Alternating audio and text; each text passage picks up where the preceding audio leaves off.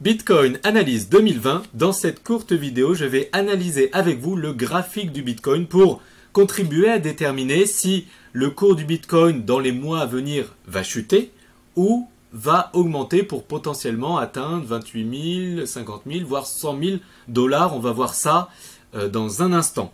Et en plus d'analyser le cours du Bitcoin, eh bien, je vais analyser le cours de l'Ethereum, du Chainlink, du XRP et du Binance Coin. Et je vais vous donner aussi quelques stratégies, quelques astuces qui nous permettent de contribuer à déterminer si le cours va plus chuter ou va plus augmenter. Mais avant de vous partager cette analyse du Bitcoin, eh bien si vous souhaitez connaître mes stratégies de crypto-investisseur et savoir comment investir simplement et en automatique dans les crypto-monnaies, eh bien j'ai une vidéo formation à vous offrir. Pour cela, c'est simple. Cliquez sur le bouton en haut à droite de cette vidéo ou sous cette vidéo, inscrivez-vous et je vous donnerai tout ça gratuitement. Donc comme vous pouvez le voir, eh bien dans le passé, entre 2013 et 2016, nous avons créé un triangle ascendant. Et généralement, ces triangles ascendants, quand ils sont cassés vers le haut. Et l'objectif de gain, une fois que ces triangles sont cassés, eh bien c'est la hauteur du triangle. Je vous montre ça ici. Donc quand le cours vient du bas et que ce cours fait un triangle rectangle comme ceci, c'est un triangle ascendant qui généralement, pas tout le temps, mais généralement, est cassé vers le haut. Et l'objectif de gain est exactement la même hauteur que ce triangle. Donc c'est ce que nous avons vécu ici. Attention, ça ne veut pas dire que c'est arrivé dans le passé, que ça va arriver dans le futur. Les performances passées ne présagent pas des performances futures. Mais ça peut nous donner quelques informations intéressantes. Donc on va regarder par combien le cours a augmenté à ce moment-là. Le cours, la hauteur du triangle était de 740%. Et donc l'objectif de gain, après que ce triangle rectangle ascendant soit cassé, est de 700 et de minimum 740%. Donc ça nous renverrait à peu près ici, aux 6 000 $. Sauf que nous sommes montés carrément aux 2600%. Et donc si aujourd'hui, ou dans les mois à venir, en 2020 ou 2021, nous vivons la même chose, eh bien nous avons fait une hauteur de triangle de 900%. Et donc ça veut dire que si un jour le triangle ascendant est cassé vers le haut, eh bien nous allons avoir un objectif minimum de 900%, ce qui nous ramènerait au, eh bien à peu près 132 000 $. D'accord? Donc 132 000 $. Ça serait un objectif qui pourrait être atteint dans les années à venir. Et ça, en fait, je vous en parle depuis très longtemps, puisque si vous regardez cette vidéo est sortie le 3 octobre 2019. Et je vous disais la même chose que je vous dis aujourd'hui, mi-2020. Je vous dis que en 2020, le cours allait stagner et puis qu'il fallait casser cette grande résistance pour que le cours s'envole. Et c'est ce que je vous ai dit déjà il y a plus de 10 mois. Donc, je vous dis aujourd'hui toujours la même chose et ça se confirme encore aujourd'hui. Donc, si on se met en vision plus une semaine, c'est-à-dire qu'une bougie égale une semaine de cotation, eh bien, est-ce que c'est le bon moment d'investir à court terme? Eh bien, ce qu'on voit, c'est qu'il y a deux résistances majeures. La résistance des 12 000 $, comme vous pouvez le voir ici, qui n'a pas été cassée depuis 2018. Vous voyez, le cours est venu taper une fois, deux fois, trois fois, quatre fois. Et là, nous sommes plus ou moins au même endroit et la clôture n'est pas terminée. Et nous avons aussi la résistance des, quand on se met en monthly, c'est-à-dire un mois de cotation, eh bien, nous avons la résistance des 14 000 $, où nous n'avons jamais vraiment clôturé au-dessus. Donc, en fait, il y a une grosse résistance entre les 12 000 et les 14 000 $. C'est là le haut du triangle. Et c'est à partir de ce moment-là où, quand le Bitcoin aura vraiment clôturé en monthly au-dessus des 12 000 voire 14 000 $, eh bien ça veut dire que théoriquement nous sommes repartis dans un marché haussier pour, pourquoi pas, même si rien n'est sûr, toucher les 100 ou 130 000 $.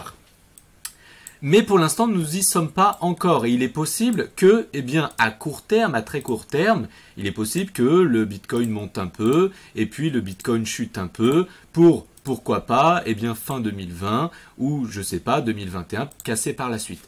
Donc, c'est pour dire que Ça sent bon sur le long terme, mais sur le court terme, eh bien, c'est possible que le Bitcoin chute un petit peu. Et puis, si on se met, par exemple, en une semaine, il est possible que le Bitcoin, eh bien, chute aux 9000 $, voire, eh bien, 8000 $ à court terme, c'est-à-dire de façon très passager. Peut-être pendant que 7 jours, peut-être pendant que 1 jour.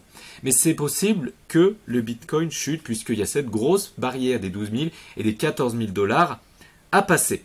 Vous pouvez voir sur ce graphique, quand cet index est au-dessus des 70 points, eh bien le cours tend à chuter. On va regarder ici le 19 février 2018. 19 février 2018, et vous voyez que eh bien, le cours a chuté par la suite. Bon, il avait chuté avant, mais nous avions subi un pic qui fait que le cours a chuté par la suite. Ensuite, ici, le 26 juin 2019. Le 26 juin 2019, c'était là, vous voyez. Et par la suite, le cours a chuté. Et aujourd'hui, nous sommes aujourd'hui à 75 points. Vous voyez, 75 points. Et même ici, au niveau du RSI, nous commençons à être en surachat. Donc c'est pour dire que ce n'est pas forcément un super bon point d'achat, puisque vu ce qu'on vient de voir à l'instant, nous sommes sur des points potentiels de retournement. Donc personnellement, j'attendrai soit que le Bitcoin clôture vraiment longtemps, reste longtemps au-dessus des 14 000 $, parce que s'il y reste que 5 minutes, ça ne sert à rien.